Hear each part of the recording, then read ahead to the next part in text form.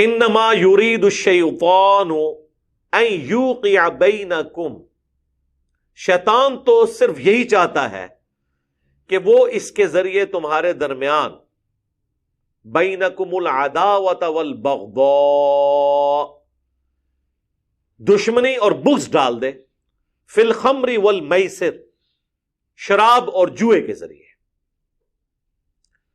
کتنی انٹلیکچوئل بات ہے کہ شیطان اس کے ذریعے کیا کروانا چاہتا ہے؟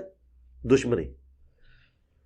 ظاہر ہے جوا ایک بندہ بار بار ہار رہا ہے، جس سے ہار رہا ہے اس کے لیے دشمنی نہیں آئے گی، قتل نہیں ہو جاتے اور مخبریاں کر کے چھاپے نہیں ڈلوا دیتے، دشمنی میں ہی ڈلواتے ہیں نا۔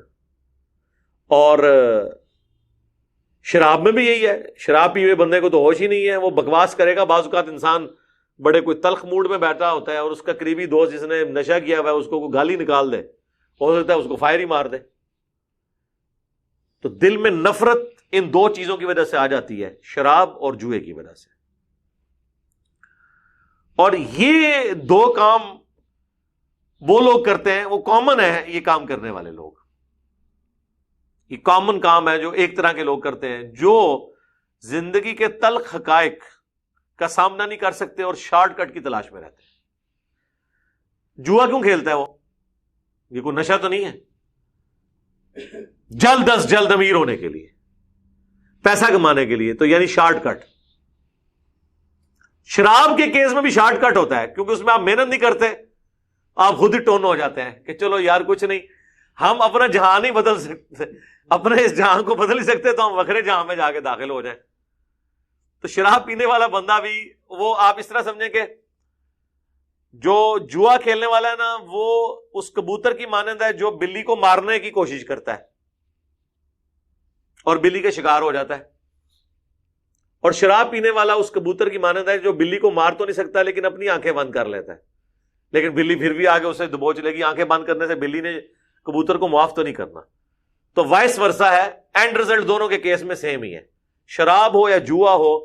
بٹر فیکٹس آف لائف کو جو لوگ فیس نہیں کر سکتے وہ ان دو چیزوں کا سہارا لیتے ہیں۔ تو اس لیے اللہ تعالیٰ نے ان کا اکٹھا ذکر کیا۔ تو اللہ تعالیٰ ماتا ہے اس کے ذریعے شیطان تمہارے درمیان دشمنی ڈلوانا چاہتا ہے، بغض ڈلوانا چاہتا ہے، وَيَصُدَّكُمْ عَنْ ذِكْرِ اللَّهِ، اور تمہیں روک دینا چاہتا ہے اللہ کی یاد سے، وَعَنِ الصَّلَاةِ، اور نماز سے۔ فَهَلْ أَنْتُمْ مُنْتَهُونَ، تو باز آتے ہو کہ نہیں؟ یہ ہے دھمکی، یہ آخری حکم تھا۔ اس کے بعد بخاری مسلم میں آتا ہے بھی صحابہ کرام نے پھر شراب کے مٹکے توڑ دیے، مدینہ شریف کی گلیوں میں شراب بہا دی۔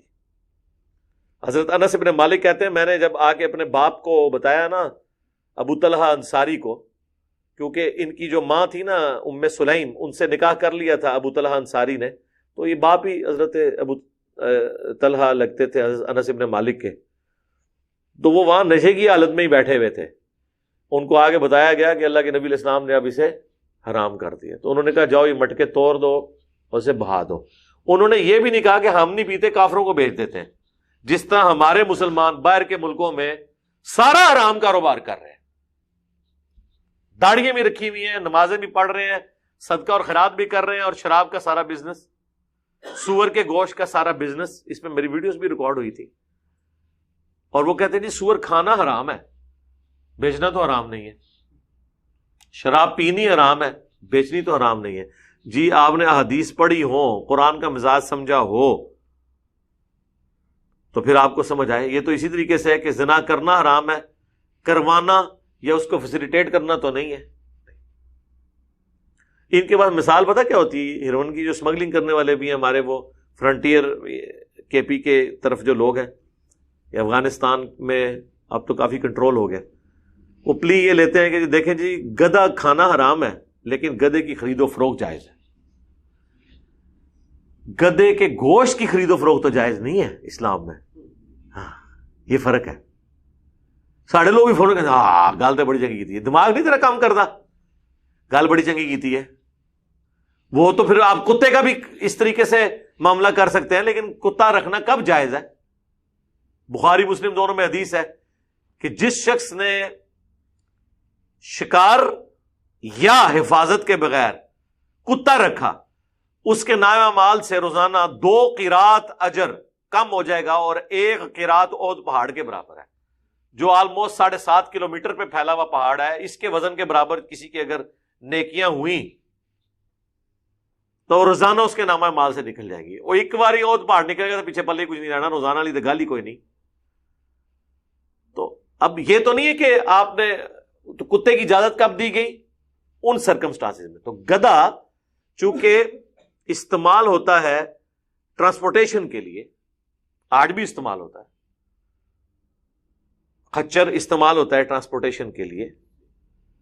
ابھی بھی آپ چلے جائیں پہاڑی علاقوں میں، جتنی فوج کی اوپر بنی ہوئی ہیں چوکیاں، وہاں تک تو گاڑیوں کو راستے ہی نہیں بنے ہوئے ہیں۔ ہیلی کاپٹر پہ تو آپ وہاں ان کو کھانا نہیں پہنچا سکتے نا، ورنہ تو ایک بندے کا جو کھانا ہے وہ آپ کو لاکھوں روپے میں ایک وقت کا پڑے گا۔ ہیلی کاپٹر سے اگر وہاں اتاریں گے تو وہ خچروں پہ لاد کے نہ لے کے جاتے ہیں۔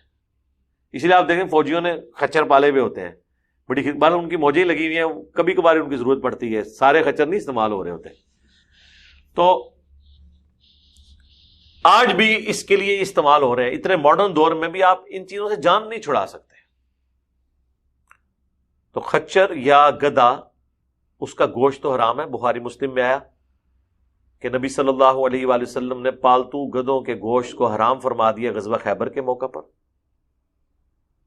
گھوڑا جو ہے وہ حلال ہے، سب کے نزدیک حلال ہے، حنفیوں کے نزدیک بھی ہے۔ یہاں وہ بعض اوقات کہہ دیتے ہیں نہیں مکروہ ہے، چونکہ جہاد میں استعمال ہوتے ہیں۔ اب اس طریقے سے تو استعمال نہیں ہوتے، جس زمانے میں صرف اسی پہ ڈیپینڈنٹ تھے تو وہ اس وقت معاملہ اور تھا۔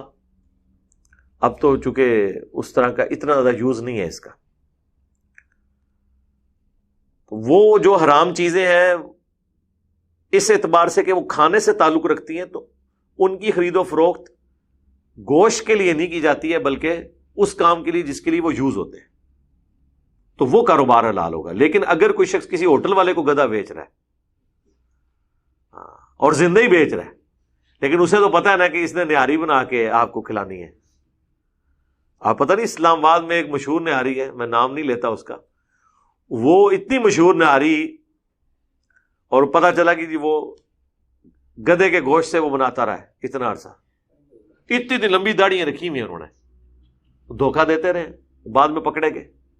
اسلام آباد میں تو آپ کو کئی ایک ہوٹلوں پہ اس طرح کا معاملہ ملے گا، کیونکہ حلیم ہے، نہاری ہے، اس میں تو کوئی بھی گوشت ڈلا ہوا ہے، کیا پتہ چلتا ہے کسی بندے کو۔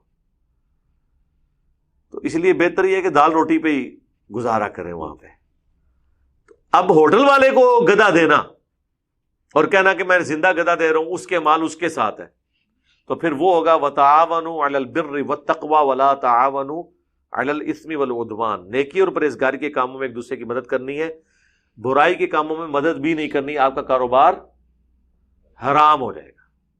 اسی طریقے سے آپ کو اگر یہ پتہ چل گیا کہ کسی شراب خانے کے لیے آپ سے